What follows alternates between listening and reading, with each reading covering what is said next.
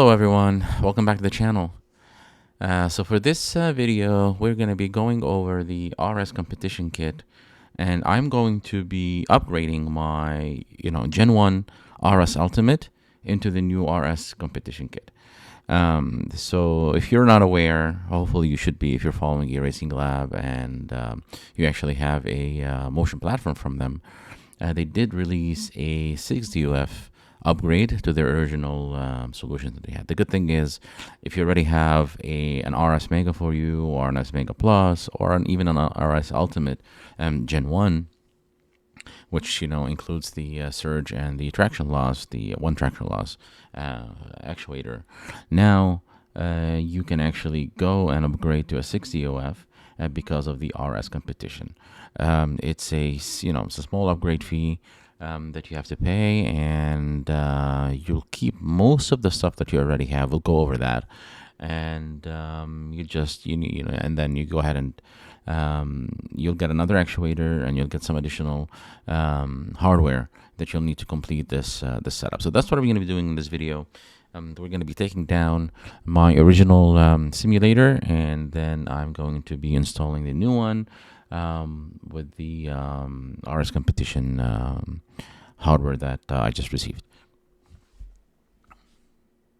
Okay, so before we get down into the setup and the installation and the teardown of the simulator, let's look at the new competition kit that I just discussed. So if you just go to Eracing-Lab, eracing-lab.com, and then you'll see the option here, which is the RS competition. And if you click on the RS competition, you'll have the multiple upgrade option, assuming that you are coming from an already installed and already set up Eracing-Lab solution. So you go, if you have an RS Mega Plus, you can upgrade from that, and you see all the different options here, and you can read what actually comes with it. And the 4U and the Mega Plus, it just depends on the I think the only thing that's different is the thickness controller, but usually the Megas are just the 4 actuators, and then what you'll get now, you'll get 3 additional actuators and some of the additional hardware, and of course you need some aluminum extrusion, some additional aluminum profiles to complete this build. But if you in my case, if you go back, for example, you'll see here it's just the RS Ultimate Gen 2. If you click on it, and then here, full kit, this is a brand new kit. Like assuming that you have never had one before, but in my case, I do not have the active belt. My active belt is separately. So what I will do is I would go with this one here with the rec cups, which is the upgrade from the LS Ultimate Gen 1, and it's about, yes, that's what I paid, $1,100. Of course, you get, I think, include shipping, and you get include shipping and tax. So all in all, I think I paid around $1,500 or $1,600 for this package. But yeah, and you see, it will turn your 5DOF into a 6DOF, and like always, you will get the hardware that you see here, but you will not get the aluminum profiles, and you will have to build those yourself. Now, I don't want to get into a lot of details, all the information that you need about the system, what it comes with. It's on the website, but I'm going to be unboxing my package, at least from an RS Ultimate Gen 1 into an RS Ultimate Gen 2, and we'll show you what comes with it, because that's what I'm going to be installing. And if you want to do the full setup and the full installation, my original videos that I have on the YouTube channel, the first part of it, where you install at least the surge and the 4, and you may have to update the surge, but we'll get into that. But at least the 4 actuators on the corner of the platform, the aluminum profiles, all that should be the same. What will change is when we start getting into the surge, and when we start getting into the traction loss. This is where the changes are going to happen.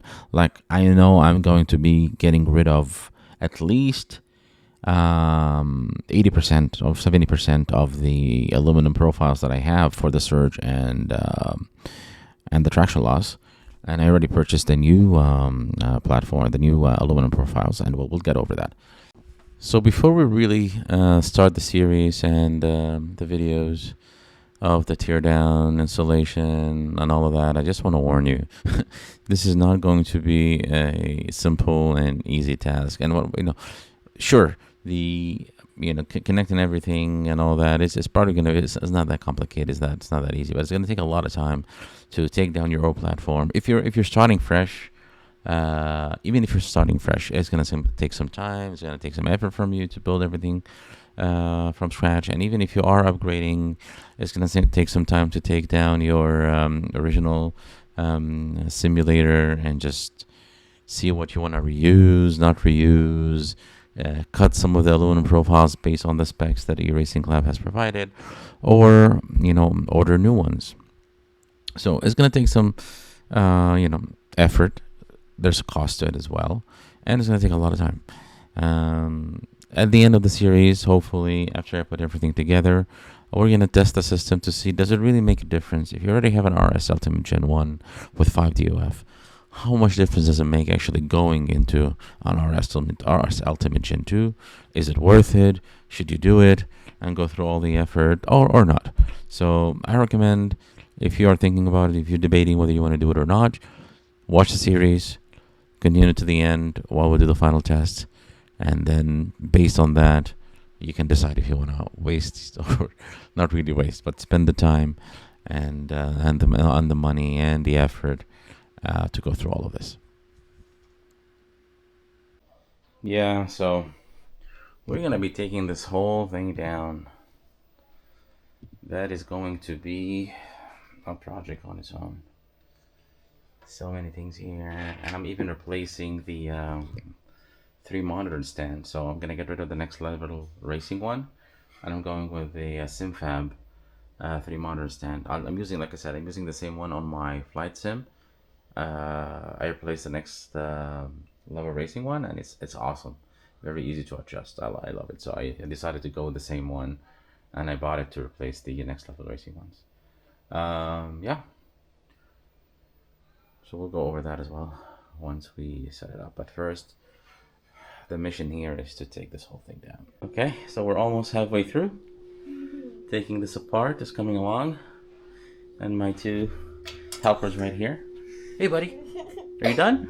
Come on. It's child labor here. So they're almost done.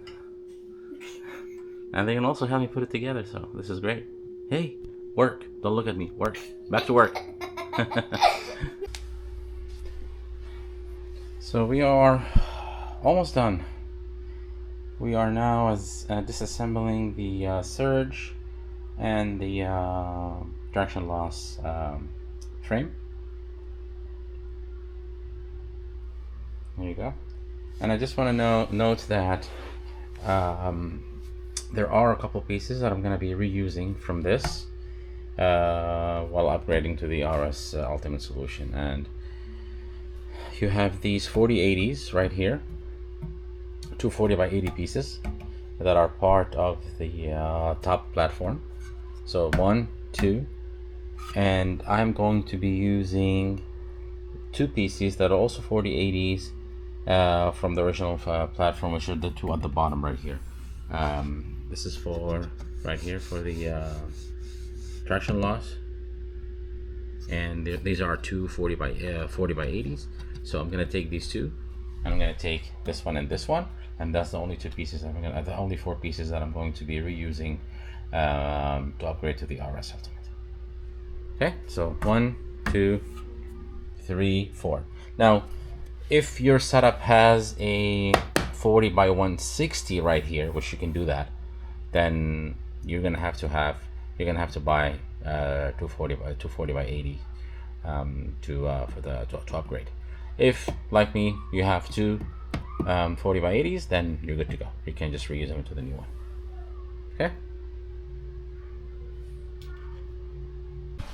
Okay, so like I said, these are the 4 pieces that I'm going to be reusing from my original setup. So might as well just retouch it. Put a lot of scratches all over it.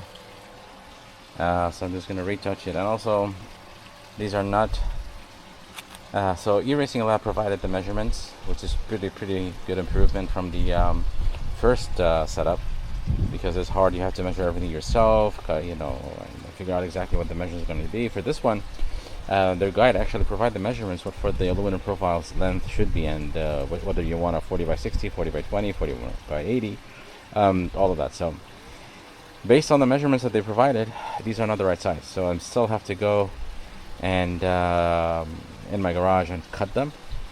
I wanted to cut them first and paint them, but it's okay. In this case, I'm just gonna retouch them, clean them up, and then after they dry, I'll just take them to the garage and cut them.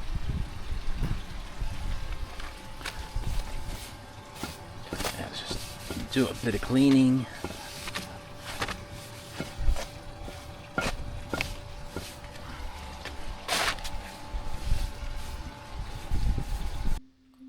So we cleaned up the room upstairs and removed the next level racing 3 monitor stand, and this is the one we are replacing it with. It's a heavy duty simfab modular multi-monitor mount system. Here it is, and this one is pretty cool. So you can, and this, when it says modular, it's really modular. You can go with triple monitor, with the overhead monitor. So that's the cool thing about this. And like I mentioned, it's very sturdy, and it's so easy to optimize the screens, ensure the height of the screens is correct. And it's so good that you once you mount it and set it up, just with a couple screws, you can mount the screens, and you won't even see any gaps between the screens. So I love this. Like I said, it's pretty expensive. I think it's like about $700, but it's really, really worth it. And with that, I'm also going with a keyboard and mouse tray, and it has an articulating arm. So what I plan to do is I'll show you what I did for the flight sim setup and how I connected this articulating arm to the mount, because I had so much trouble, to be honest, with a standing mouse and keyboard tray. I also had the next level racing one. It's cool, it's okay, but to be honest, it's one of the best things that I've seen from a standing mouse and keyboard tray. The next level racing one, but it's still for the racing rig. It's just really hard. You have to keep it at a safe distance from you, because the motion is moving left and right. So this one is pretty cool. You can pull it towards you, pull it away from you. So yeah, I'm gonna unbox these, take it upstairs, and then I will assemble the 3 monitor set. So we got everything upstairs. Here's the little pieces. See, it doesn't have a lot of pieces, to be honest. It's gonna be very, very simple to put together. And then this is the keyboard and mouse tray. So you see what I've done here on my flight sim. I connected the arm to the stand right here, to one of the stands, and I can easily just switch it back, switch it forth. You can easily control it. So this is beautiful. I love it. So I'm gonna do the same thing with the racing sim. Okay, so I'm just gonna put this together, and we'll take it from there. Okay, so here's the 3 monitor stand all set up. It'll take about 30 minutes, to be honest, 35 minutes, and it's all set up. I just put the first TV to make sure everything is okay, and now I'm gonna connect the other 2 TVs, and that's it. So now we have the 3 monitors set up. Like I said, it's really, really good. There you go. With the configuration and also. And this is the keyboard and mouse holder right here. And you can just push it back, push it in. And then I'm just gonna put the keyboard and mouse tray here. Yeah, that's it. Next part will be just to put the